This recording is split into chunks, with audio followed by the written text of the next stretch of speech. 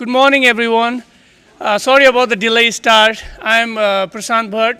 I'm from Kentucky State University. I will be the moderator for this session.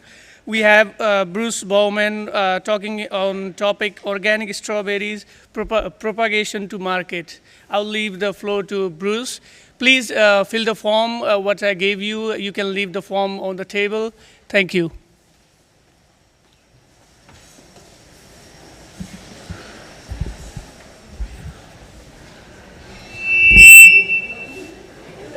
Good morning.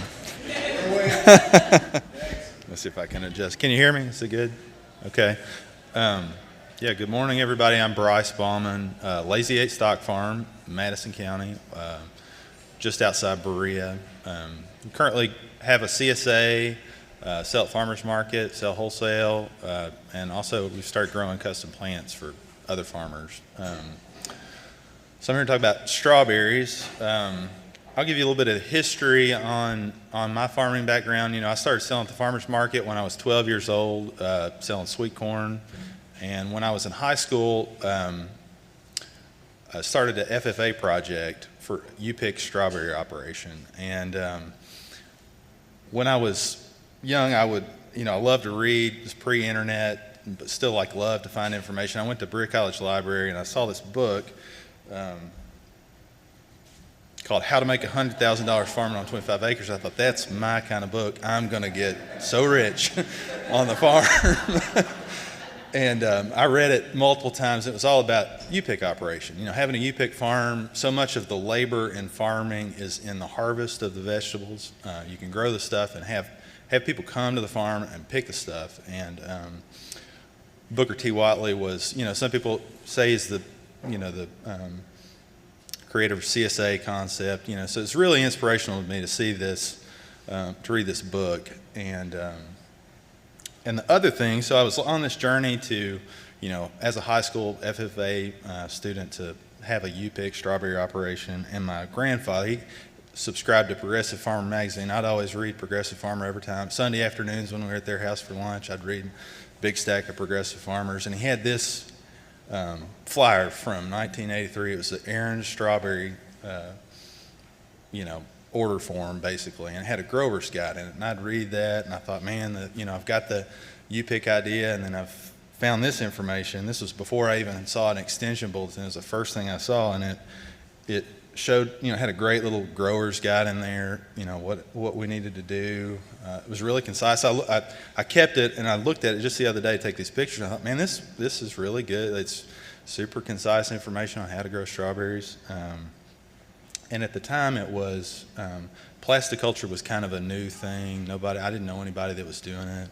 It seemed expensive. It took specialized equipment. But this, growing bare root plants and mulching them on a ridge with straw, it's like, this is something we could do. We've got tobacco setter, we got rototiller, we got round bales. It's like everything we needed to do to get started without a big investment. So, I asked my grandfather, could I, have a little bit of ground to grow this patch on, and he let me. And it was the first time I saw a planting chart, for what the plant population was. So as a high schooler, it's like, okay, I can learn how to calculate a plant population. And I thought this was comical to see the prices in 1983 for strawberry plants. But it was all good stuff. It's getting away from here. Yeah, so we started out growing these bare root plants. This was the first patch that I ever planted. That's my father and grandfather riding the setter, and I jumped off to take a picture. And I had about 3/4 of an acre, and keeps jumping ahead on me here. We cultivated them with a rototiller, and had pretty good success. I mean, it was a lot of weed pulling. Once the canopy closed on, they would send out runners. We'd plant these in the spring, they'd send out runners, and once they sent out runners, we'd have to go out there and hand pull weeds. And it was a real character building experiences, like a 14-year-old to weed 3/4 of an acre patch of strawberries. It'd take me 2 weeks to do the whole thing. I'd crawl on the ground and do every row, and you get to the beginning, you have to start back on the other side and do it again. And it was pretty miserable. And I thought, man, there's got to be a better way to do this. That was unrolling the hay. We'd mulch them in the wintertime. And we were selling them at the farmer's market. I mean, I think I had 2 years of U-pick, and then people were driving up and buying them like crazy. We were selling them at the farmer's market, and then the weeds, I doubled the production, and then there was just no way without changing the production model to stay ahead of it. I totally drowned it in the weeds. I mean, it was like pigweed growing everywhere. It was just a nightmare, and I finally just disked them up and quit, and I said, I need to scale this back to just what we can sell at the farmer's market. So I planted 1,000 plants and had a smaller patch and cultivated with a push plow. This was like 2000, 2001, somewhere around there. I had a red pig push plow. It's pre everybody having a push plow kind of thing. And and then I'd planted those in a frost pocket. This was a low line field. The frost killed them in the spring. Still kind of running into struggles. We'd have some good berries, but it wasn't consistent enough. In a wet spring, it would really just hammer us because they'd be mulched with straw, and you get a rainy day, and the whole field you'd have thousands of pounds of berries, and they would just it'd smell like strawberry wine in the field. They were rotting so quick. It's not a good way to do it. And finally had, kind of got up the gumption enough the extension office had a plastic layer you could rent and didn't have to buy that. They had some shared use equipment, which was great. And I found a source for plants out of Alabama. They would bring them up and deliver them and stuff. So I grew, the first berries on plastic, and I was kind of like blown away. I was like, man, this is awesome. To do it this way, because it eliminated the moisture problem. I mean, the berries, this is in a wet year on a rainy day, and the berries were just laying on the plastic. The mud hadn't splashed up on them. They were clean, less disease pressure.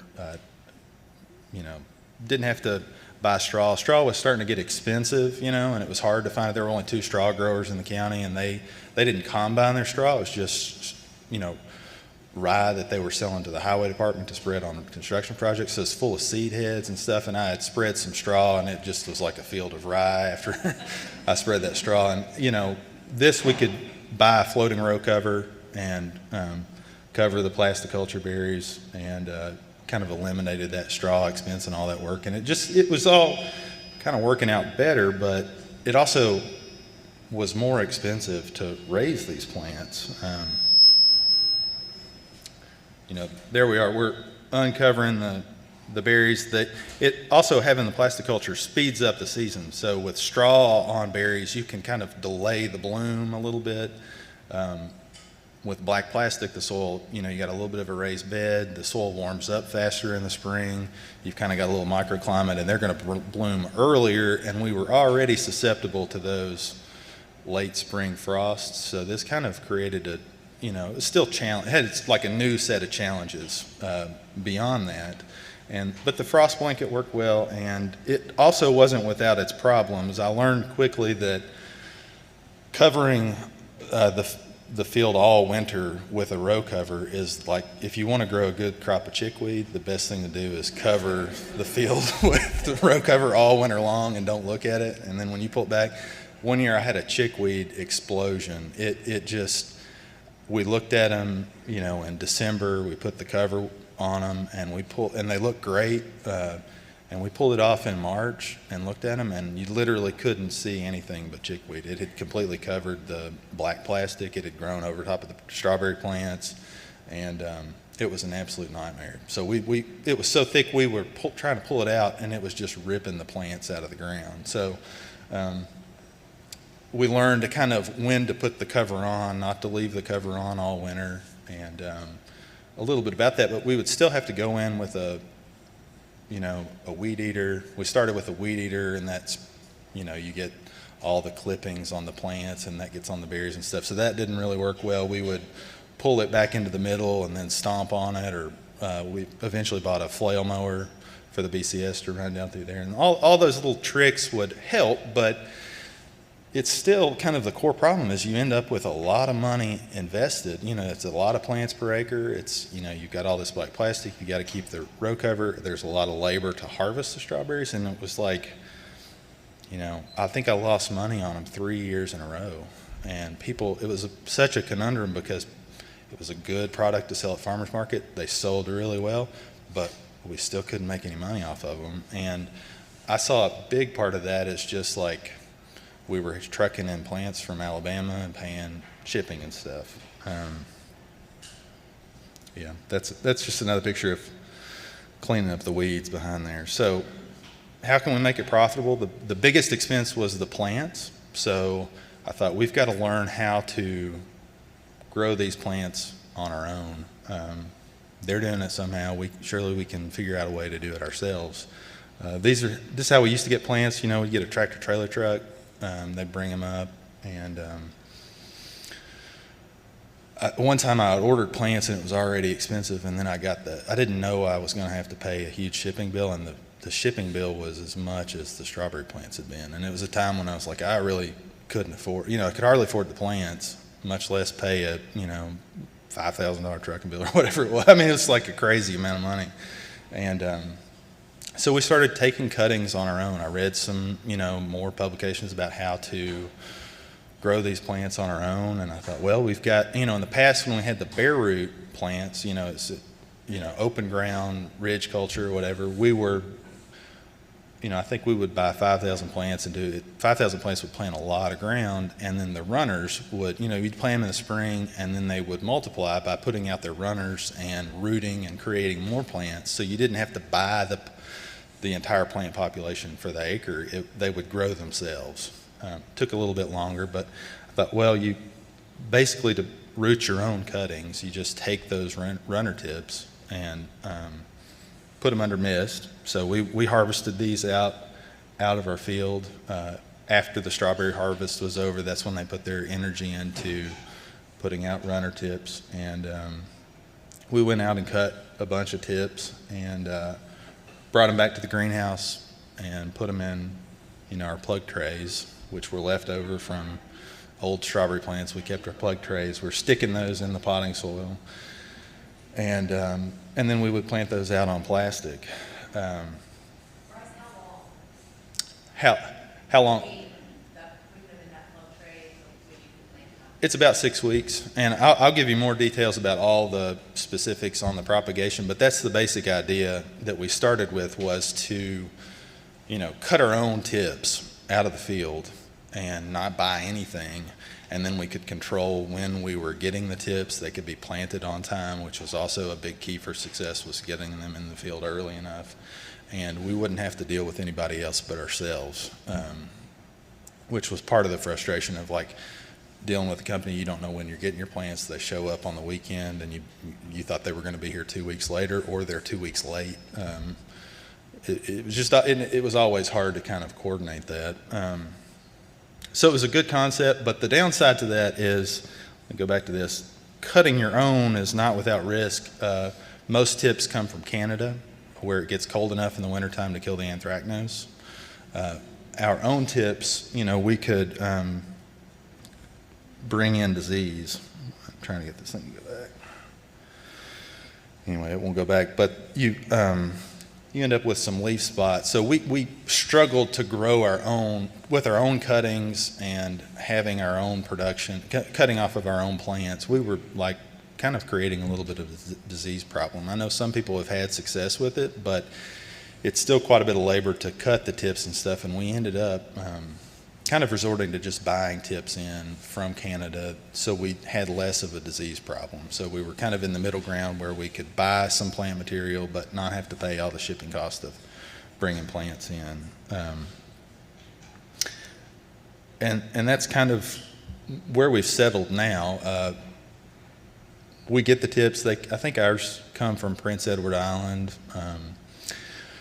and we typically get those in July. So when we were cutting our own, the tips are ready to cut in June, pretty much right after you're done with your strawberry harvest. That's when they'll really send out a lot of runners on the plants, and that's a good opportunity to go out and cut them. It's a little bit early for Kentucky to take them right then, and then you're also extremely busy in June. It feels like June is the worst time to try to do anything, so you don't have any extra time to go out and cut the tips. And by the time we counted our labor dollars on cutting tips, it was better to just buy the tips in. But we would take those cuttings and we put them in plug trays, and you have to mist them because they don't have any roots to begin with. So you're putting them in plug trays and misting them to keep the plants alive because they don't have their own root system. You're just feeding the respiration with mist, because they're going to wilt and die if you don't keep them moist. And we use these little sprinklers. I didn't know. There wasn't really like an extension guide on how to do this. And the only advice was to not do it.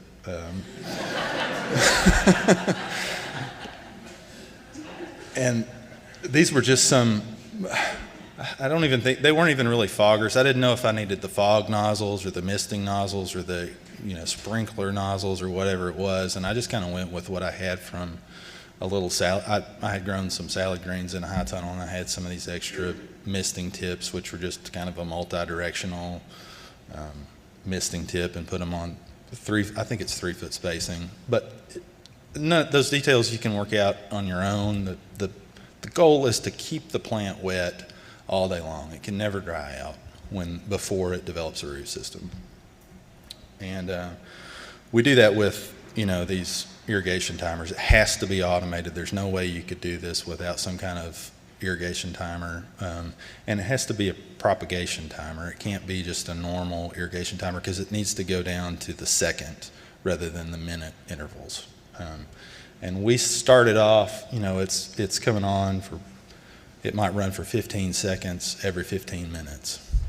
And that's not a rule of thumb. It's highly dependent on what the weather conditions are, because you don't want them to be too wet. You don't want them to be too dry. It really, by the day, you kind of have to go out there and monitor that. This is the timer that I started out with. I don't think you can actually buy this timer anymore. This was the propagation model of I think it was a DIG.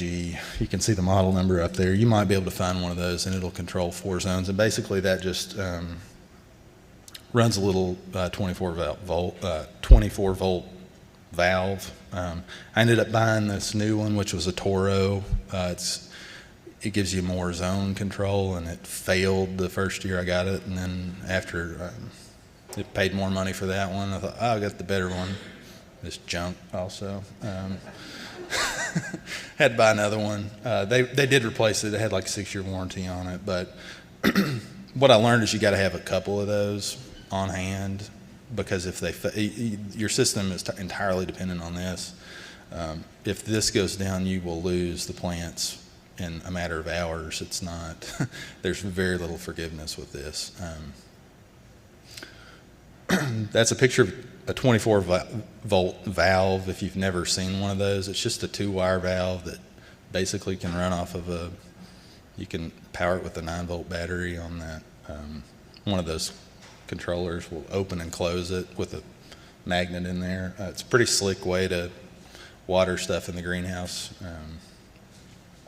And you can get all that stuff. I mean, it's pretty easy to find it. It's not all that expensive really to get a pretty crude setup going.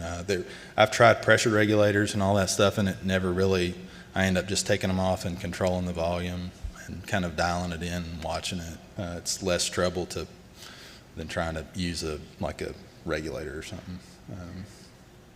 Yeah, and that's a picture of the plants before they've rooted, and that's what you want them to look like. They've just got water droplets on the leaves. You don't want those water droplets to ever really dry off until they're rooted. They need to stay that amount of moisture all the time. But you don't want them to be sitting in water. You had a picture that showed that, but it was more farther out, and you could see all the trays, and they were all laying over. And it looked like maybe that root or that tip part is not actually under the soil. You just sort of lay it on top of the soil, or did you Yeah. take it down? Let me see I think I've got a better picture of it coming up here.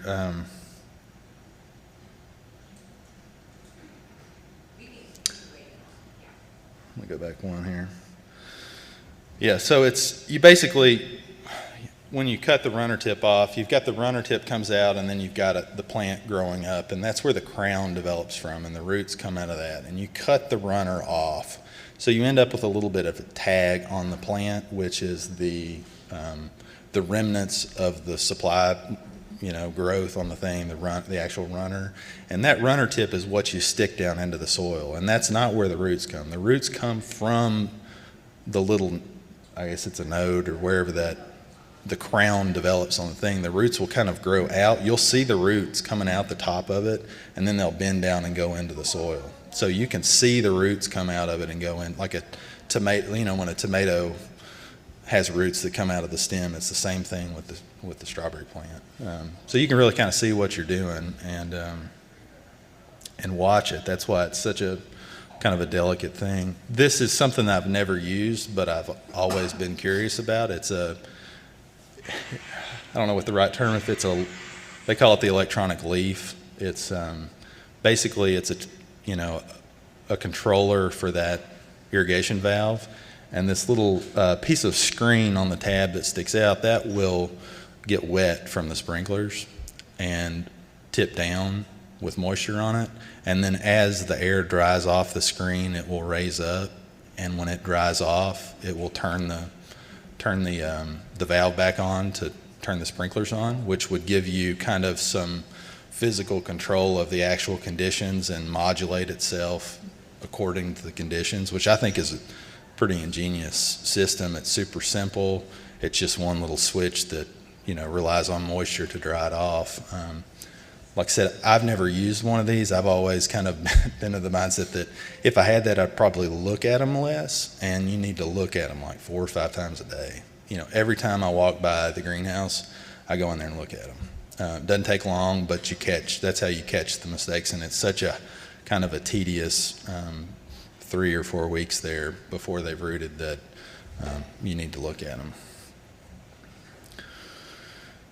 There you can see the roots coming out of the crown, like I was talking about. You'll see that you can't see the runner tag on that one, but those are coming they're right on the top of the soil, and they'll bend down, and you can actually watch them go down into the soil. And once they get to this stage, that's when you really kind of have to pay attention to them. These are starting to perk up a little bit. You can see they're getting a little bit, standing up a little bit more. When you plant them, they'll be laying flat down on the ground, and as they develop their root system, they'll start to raise up just a little bit, kind of going towards the sun. Go ahead.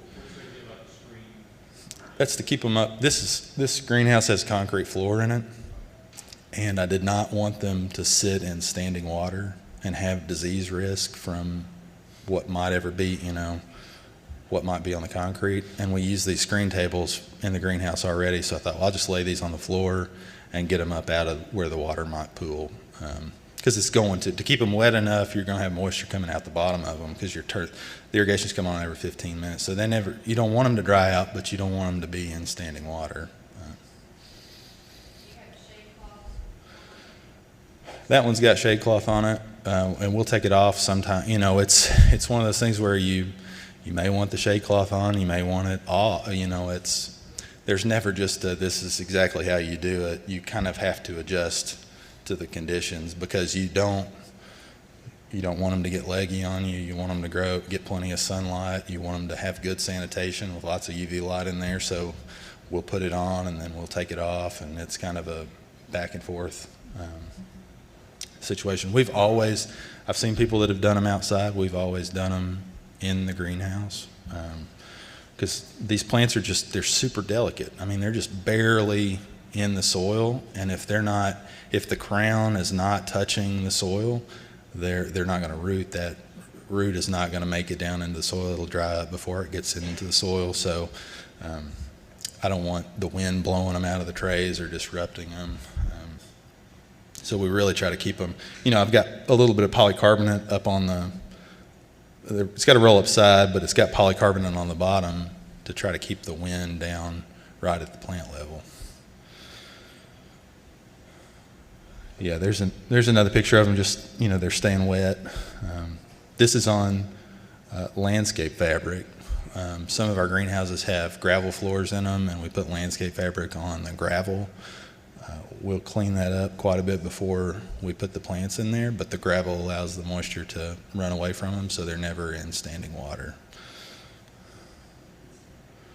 Yeah, that's more of them. I mean, they look like death. It's a scary situation, to do that because there's no root system to them. Yeah, and that's when it goes from, once the roots start to come out, they'll go pretty quick into the cell. I mean, roots will grow fast. It could happen in 4 or 5 days that they'll go from the roots touching the soil to looking like this. This one is just barely staying together. I gently pulled that one out, but that's what you want, is for that to take off, and then you need to cut the water back on them as they're able to draw moisture into the plant from their own root system. Then you need to cut the water back so that you don't create a disease situation, and that will also make the roots grow faster because they'll get thirsty and then they'll send out more roots to kind of draw moisture into the plant themselves. So once you see that and once it starts to take off, that's when you can wean them back off of the mist a little bit to make the plant develop a root system on its own. It's able to support itself a little bit. So that's that. When you're really out there looking for it, you got to pay attention to that because it'll go from that to mush and rot pretty quick. So that you got to keep them moist and then cut them off as quick as you can. And that's once they've fully taken off.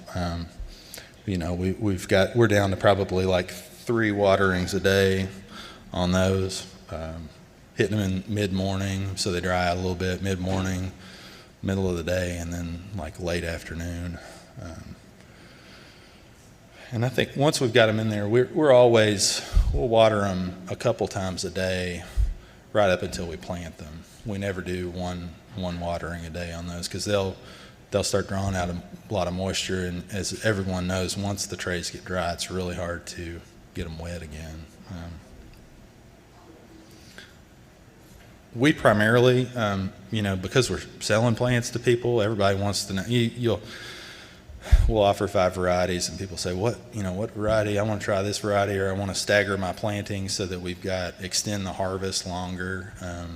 We've never had much luck with lengthening our harvest with varieties. It seems highly dependent on what the actual weather is.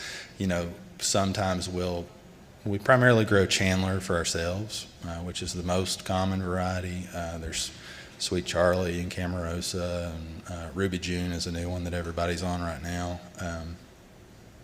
But I showed this picture just because this is 2 different varieties. This is Ruby June on the left, Chandler on the right, planted the same day, right next to each other in the greenhouse. You can see the survivability of them is different. We didn't do anything different on these plants at all. I mean, they're literally right next to each other in the greenhouse, and Chandler is always far and away the strongest plant in there. And I just, I'm probably biased to that, but I feel like with an organic system, it's really important to have a strong plant. It might not be the highest yielding variety, but if you've got a good strong plant, it's got a vigorous root system on it, it's going to grow good leaves, then you've got the best chance of success because you've got kind of all the other factors that are taken care of.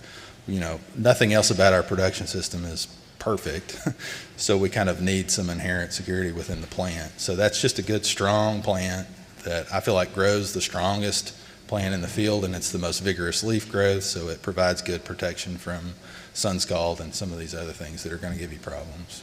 You got a question?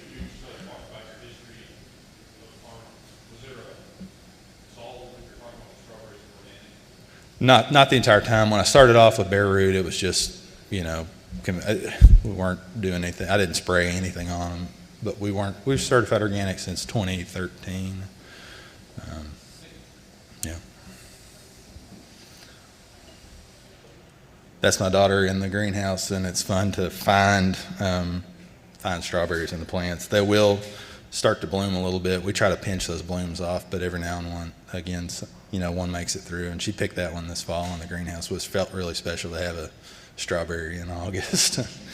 She was pumped about it.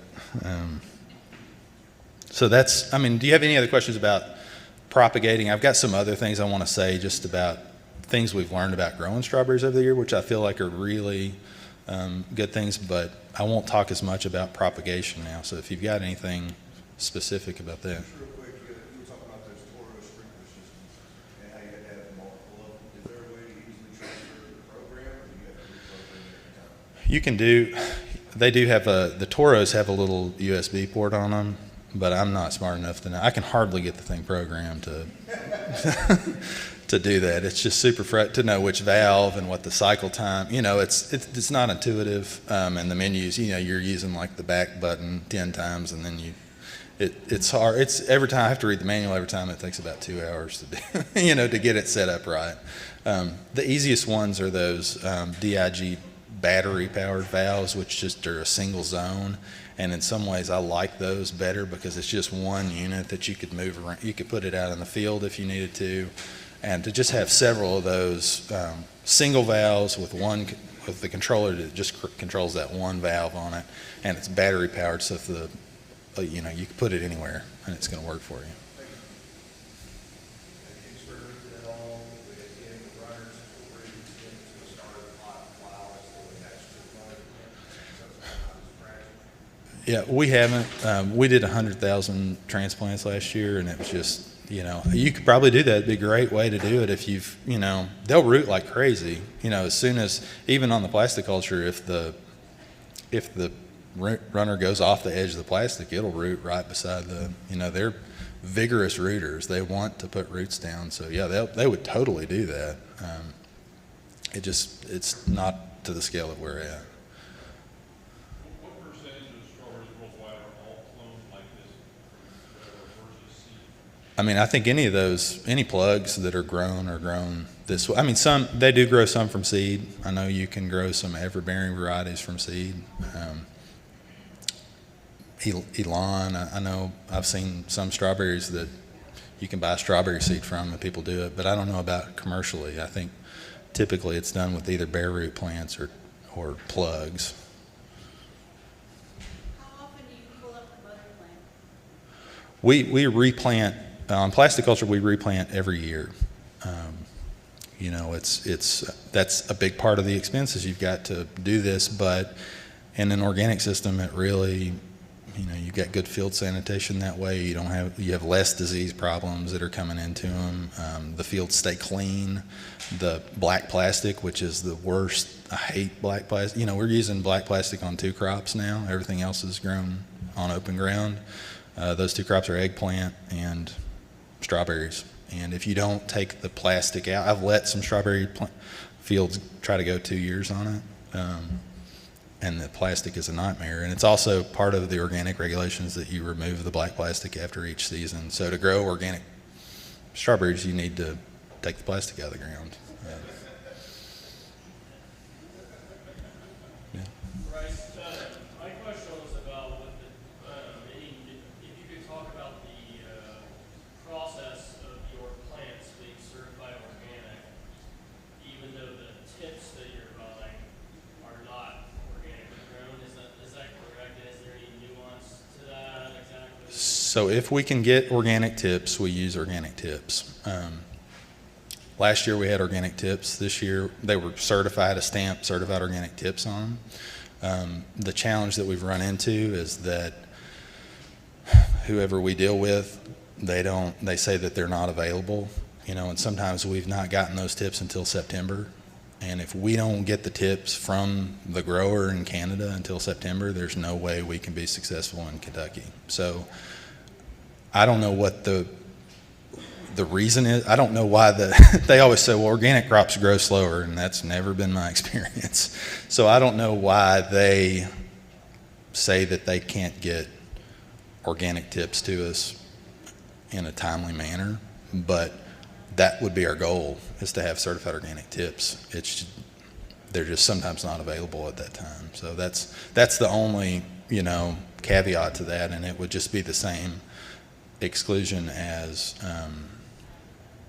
you know, non-organic seed. They're just not available.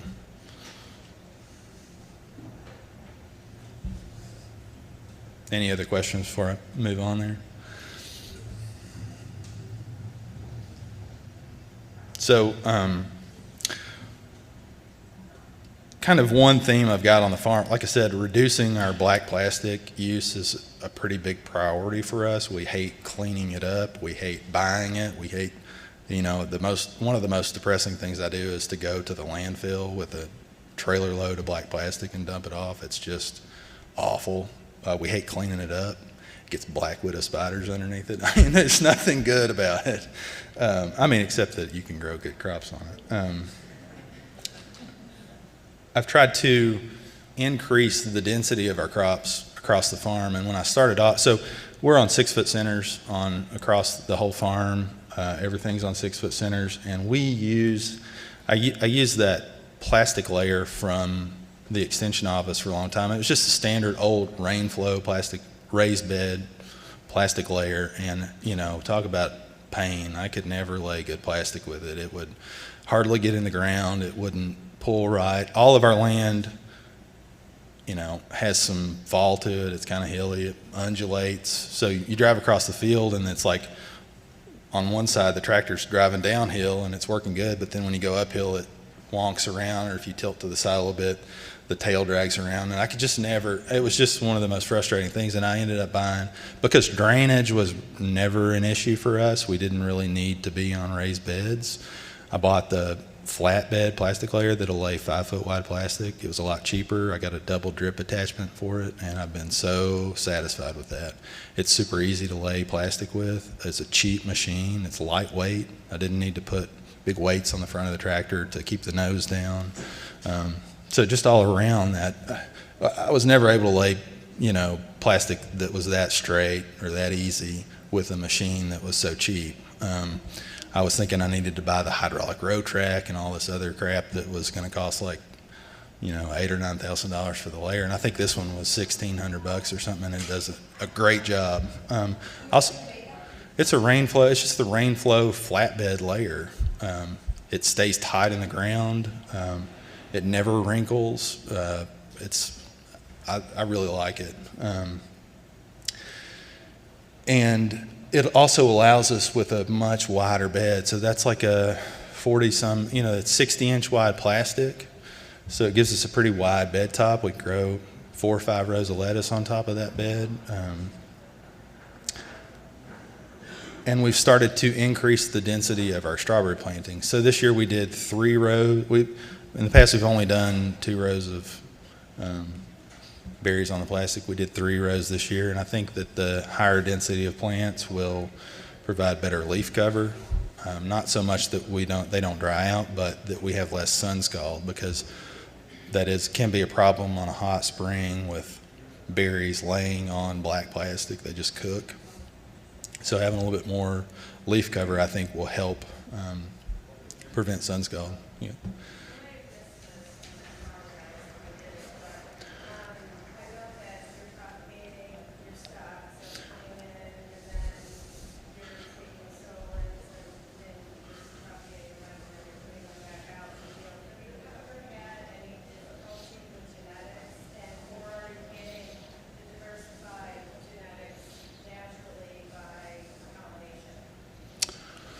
Well, because we're cloning, we don't have any control over the genetics. It's just whatever plant material because we're buying in the tips.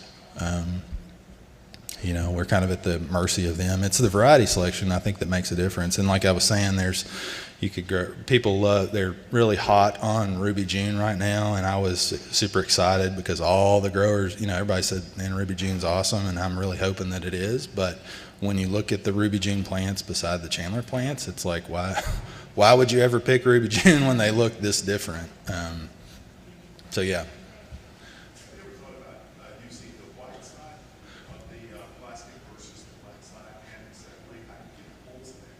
We use a water well setter to plant the plants.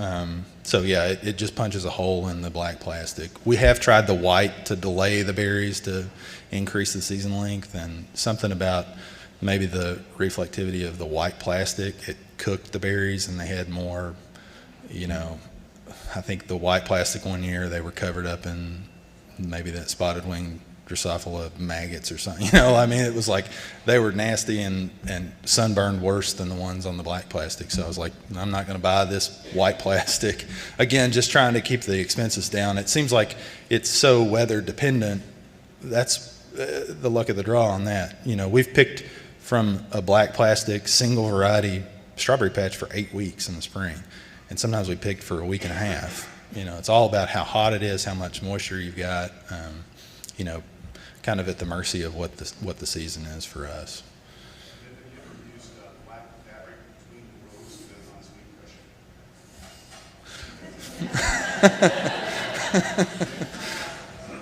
weed pressure? We've tried different things to reduce the weed pressure. Like, remember that chickweed problem I talked about? That's one of the worst things I've ever done.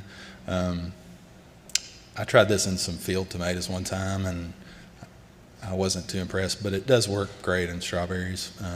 Other ideas I've had in the past for utilizing more of the ground. I mean, the other downside to strawberries, you plant them in the field, and then they're in there pretty much until the next year. So you've also got all this row cover out. So I've tried growing spinach in the wheel tracks, or sowing radishes, or trying to make use of that row cover when it's in the field, because you've got some ground. So I'd run the tiller down the wheel tracks and then plant winter greens between the strawberry rows. And I've planted annual ryegrass, which I also don't recommend. It was like this tall, and this is a great way to do it. We, there's very little disease risk because there's not fruit getting onto it. We use the same stuff every season. We've had this for 3 seasons now. The downside is if it's windy and it blows it up, that can be a pain, but it makes it nice to pick in the spring, especially if you got a wet spring, you're not in the mud, your boots stay clean. Sometimes we'd be out picking strawberries and you're slipping and it's already miserable, and you don't want to be like wading in the mud when you're picking strawberries to make it even that much worse. So this is a good thing, and we may stretch this out to 4. If this works well, I may try a couple rows with 4 rows of berries per plastic, just so you're not having to move so much to carry that same amount of irrigation water, and your row cover use is going more, so you got a higher population under the row cover, managing less ground. Something else that we're also doing is in the fall. These are fall planted berries, so our goal is to have those out by early September. We've planted in mid-October before, but the sooner you can get the plants in the ground, the better the yield is going to be in the spring. The fruiting buds are developed in the fall on the plant, so really your yield is built from your fall growth. So one strategy I've had for late plant, when we couldn't control when we got our plants, it's like they're going in late, so we're going to put the row cover over them in the fall so that they have more time to grow before the cold weather sets in, and then take the row cover off so that we don't get the chickweed population explosion, and then put it back on for frost protection in the spring. We've never really, at least from what I can tell, had any real damage from the cold in the wintertime. Now, the deer might eat them. Deer love to eat strawberry plants, but the cold, I don't think we've had a whole lot of damage from that. And so these fall planted berries will put out runners, and I don't know if it's working it or not, but the idea is that we come in and we clip these runners off the plants, because we're not trying to grow new plants in the field. We want the plants that we put in the hole to be really strong and vigorous and develop as many fruiting buds as they can. So we prune those runners off that grow in the fall. It usually happens about a month and a half after you plant them. So, 1st of November or something like that, it's good to go through and clip those off.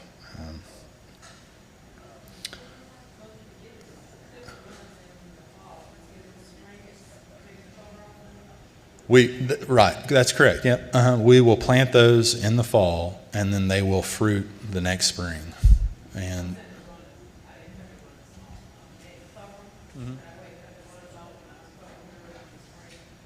you can't. I think that you wouldn't have to cut them off in the spring, because the idea is to get them off in the fall so that they're not putting growth energy into the runner. So we're just doing that. They'll be fine, and I've not done it every year. It's just a new thing I've been trying to, I think we could do a little better if we gave that some attention in the fall. And also to clean the dead, for disease management, to clean the dead growth off in the, like in the wintertime. This is in January, we're going through and looking in the field, and we'll just, there'll be some dead dry leaves around the base of it, usually the leaves that came on the runner tips when we planted them. They'll die and be just dry laying around the plant, and you can just run your hand around the plant one time real quick and they'll fall off, and clean those off, because that could be a vector for disease in the spring. Just good field sanitation, cleaning them up. It's a good wintertime job. It's easy. When you've got less work and you need something to do, that's a good thing to go out and do. And the row cover management's another thing to pay attention to. Everybody hates dealing with these big row covers. It's worth buying the good stuff. We've used Typar, which is really heavy. It's kind of a spun-bound stuff. The downside to the Typar is it gets as it degrades, it starts to get little white pieces that'll fall off of it. I'm sure it's adding to our microplastic load. But to have a good heavy row cover, because if you buy I'm not thinking of the other stuff, the frost blanket like Ag 19 or something, it'll just be ripped to shreds. You get maybe a half a season out of it. It does not hold up in the strawberry field. It does provide, those kinds of fabrics provide better frost protection than the heavier spun-bound covers, but they're just not as durable. So I think and if you get really cold, we have doubled it up where we've used like an Ag 19 right on the plants, and then put a spun-bound Typar cover over top of that, which is really a great one, but you don't get very much light transmission from that. But that's really good frost protection, is to do a double cover in the field with an Ag 19 covered with a Typar product. You can see this cover is probably 10 years old, and if you take care of it, they'll last. We use concrete blocks. We put them on a pallet and keep them out in the field, so it's pretty easy to go get it. I've seen lots of strategies, but we've always got a bunch of blocks laying around, so we use those and roll them once in the cover. And I think back here because we're keeping we tie the cover up neat, put it away neat, so that it's easy to get back out in the spring, because it'll blow in the wind and get twisted up, and you'll spend 10 hours out there trying to straighten it out. And we've also started putting it in a gravity wagon. We pick it up and get one person to stand in a gravity wagon and just load it up so it's bottom from the top. So when we need it real quick, we just get one person to hold it, and we drive the gravity wagon down the side of the field, and it just comes out like a snake. That's a great way to. We never bought one of those high wire reels or something. It's like, we've got an old gravity wagon. This is going to work good. And in the summertime, we just put it back in there and put it in the barn, and it's easy to move it around that way. So you cover The spring, that's the most critical time for us, is when they're blooming early, because the plasticulture brings on the blooms early, and they're going to be highly susceptible to those late frosts. We're in a cold pocket. We get lots of late frosts, so we're always worried about the strawberries. So that's our biggest production risk, are those late spring frosts. So this row cover is the best option for us. We want to delay. We actually don't want the berries to come early. We try to do everything we can to delay the season. That's part of why we don't put the cover on in the spring. There's enough production risks, and the berries are pretty easy to sell. So don't worry as much about the early production, but try to save the crop. If you got a good crop and it's consistent, that's the most important thing. Keeping the irrigation lines clean. Using this landscape fabric around this field, and literally this is the only field we use landscape fabric on, but because it's overwintered and it's there for a longer time, it's worth just that little bit of extra effort to lay a piece of landscape fabric at where the header goes, and then keep your irrigation lay flat on top of that so you can see it. You don't have to weed eat around it. You're not going to chop it up in the spring when you've forgotten it's in there. You can see the valves. It's just worth a little bit of extra effort. Right. It just depends on if we've got time or not, if we can find them. Sometimes they get lost. We'll tie them in a bundle, and then it's like, where did it keeps them. I think it keeps them up off the plants a little bit. But the downside is that it makes the covers a little more windy, you know. That's always a challenge, is the wind going to blow the cover off? Doing your strawberries in rotation, or you mentioned the same bed? We do them in a rotation. Yeah, it's a 3-year rotation. Yeah, and we've got standardized field blocks, so we've simplified our rotation. So we have 3 fields beside each other that are all the same. They're 500 feet long and 8 beds wide, so it's, 48 by 500, and we just move it to the next field and move it to the next field. And we're trying to get our production up by increasing our plant population rather than, expanding the acreage of them. About how many strawberry plants are I calculated it the other day. I can't remember. I mean, it's a plant every foot in there. It's 1,500 plants a bed for us, and we got 8 beds in a block. So How many years have you been doing the 3 rows per bed? the first year, it's our first year. Yeah, and this was this was after Christmas. This was in early January before the snow came. This is what our field looked like. So you can see some dot coming up. Like, we'll try to go in and clean that up. You can see where they turn red. You can see the dead leaves. This has not been cleaned up for the year. This is still on our to-do list, is to go through the field and, like, you might even be able to do it with a broom or something. Or I've even thought a leaf blower might be sufficient, to just run a leaf blower down through and try to blow out the dead, crunchy leaves, or run something over to crunch them up and then blow. But maybe that's spreading. I don't know what I'm doing. It's like just trying to figure out some way to make it easier. Yeah. Question? So to do your rotation of after the 3 years, do you go in and just try and create a more sanitized area and then move to another field? Or do you split the areas that you're currently growing in and We just use as with all things on the farm, we use the other crops we grow as part of the field sanitation. So we're growing brassicas in that rotation. I mean, people will grow a crop of that caliente mustard or something prior to the strawberries. Those are all great ideas. I'm never organized enough to pull that one off. But there's lots of good things that you can do to provide field sanitation, or to, use a brassica crop to fumigate the soil. I mean, I'm lucky to get them planted, and haven't made it to some of those really good ideas. Everybody says you should get a pound per plant, and I've never gotten that. Even on the good years, I don't get that. Even when I think I've got good yields, it's not a pound per plant.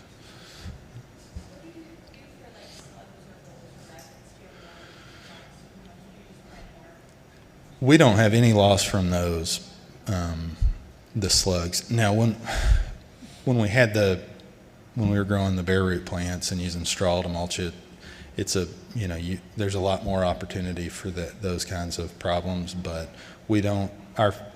these fields that we've picked to grow these are pretty well drained fields, and we don't have any slug problems on them. But I know it can be an issue for some people.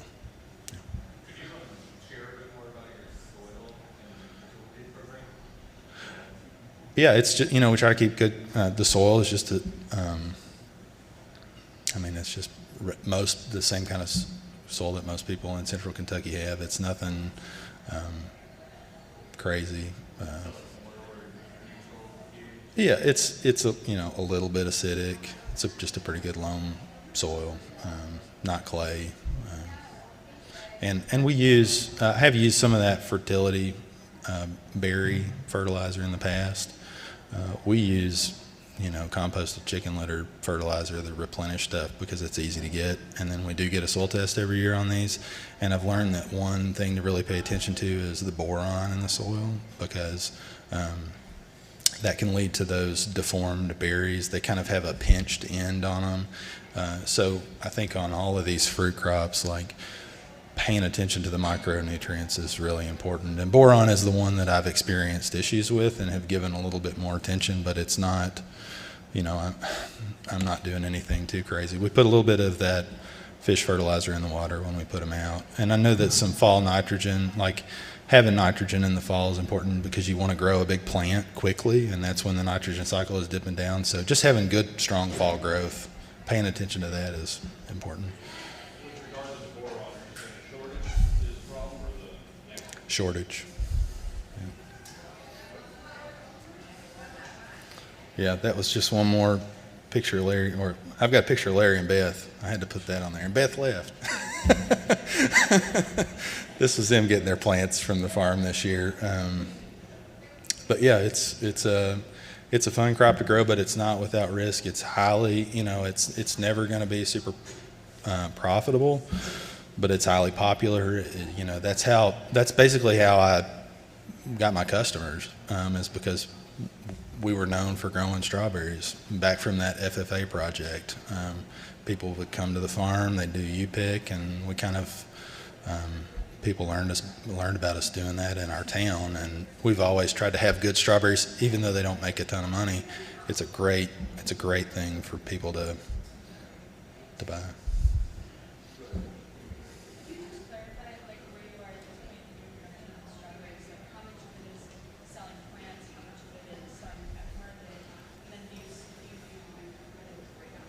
I'm sorry, repeat that. We do U-pick for our CSA customers. It's strawberries come ripe when you're super busy. Everything about strawberries doesn't mesh up with anything else on the farm. They need to be planted when you're busy harvesting in August and September. You're picking them when you need to be out planting tomatoes and all your summer crops. So it's really just, other than the fact that they taste really good, and people like to buy them, it's not, you need to think about all those other things because it's going to be an inconvenience.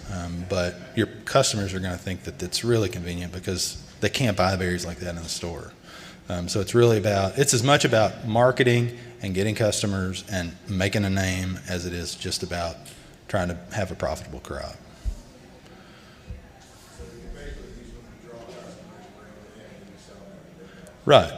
Right, yeah. Is this in the fall when you're selling like this, or is this We sell plants, and people need to order them in June, and really in May and June, early July at the latest, and we're selling, giving them out to people late August to early October. That's kind of the range for when they need to be. We only grow plants pre-order. So we don't have plants openly for sale because it's the same thing. We make very little money selling the plants, and they've got a lot. They're high risk. You got a lot of money into buying the tips. So there's no way that we could grow plants and just have them on the ready for people to order 10,000 plants. It's not going to work that way.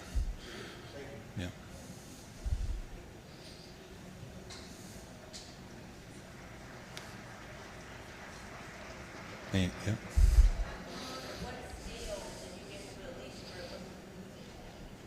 Well, you can lose money at any scale. The more you grow, the bigger the risk. So you just have to figure out how much you want to lose or can lose. But I mean, it also. I hate that. I'm not trying to discourage anybody from doing it. I just want you to know that it is risky. And some years can be great. The thing that I didn't say is I had an experience selling strawberries one time at the Lexington market. I think I was 19 years old, and I was by myself selling strawberries at the market, and I sold $1,500 worth in 30 minutes. And I was like, man, this is, I'm going to have $100,000. Yeah. So it is good. It can be profitable. Paying attention to the details, doing a good job with it, will make it have a higher success for a good crop. But you got to pay attention to the details of strawberries.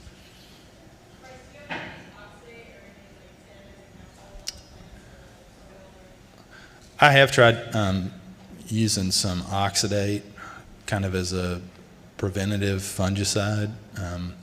We typically don't have the biggest risk using the black plastic and keeping good field sanitation, we typically don't have, mold issues or fungal issues. The biggest risk for us is environment, like the late frost and rain. When they're just turning into, it doesn't matter what you would spray on them. If you get too much rain, they're going to rot. So just keeping that good field sanitation and protection from the frost, making sure you've got a good site that, is in a frost pocket. All that stuff is the most important to pay attention to.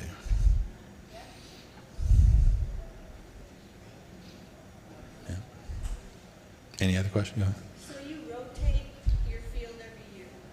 We do, yep. So we clean these up, we plant them in the fall, they grow through the winter, we harvest them in the spring, and then as soon as we can get back to it, it usually falls like after we get our summer crops planted, you've got that big flurry of work and it's all happening and June's gone before you know it, so it's usually like late June, early July before we can get back into there to clean the field up. But as soon as we've got a moment, that's when we can get back and roll up, our landscape fabric and clean the field up. We've got a plastic lifter that undercuts on the sides of the plastic, and then one of those winders that will wind it up. Yeah, and Ben. Bryce, are you using the row cover exclusively for prevention of frost damage, or do you ever use overhead sprinklers to help with that? Is the row cover or not? I've never used sprinklers because I don't have them. I didn't have enough, for a long time I didn't have enough pump power to pump the water out to the field to keep, because you can use sprinklers for frost protection. When they're in bloom, you can spray water on the field, and even though they might develop ice on the blooms, when you're keeping the temperature above freezing and it can protect the blooms. But I've never had the right setup to pump water. I've got a offset boom sprayer, and I have gone out and sprayed a couple tanks of water on them to wash the frost off of them when we've gotten frosts that have been so late that we've already tied our cover up, and it's like you wake up and it's like we got frost and I got to go to the field, and I can just get that sprayer and go out there and try to wash the frost off, and I've done that once and it did work. It saved them, but it was like 30 degrees, it wasn't, and just for maybe 45 minutes right as the sun's coming up. But frost blankets do work.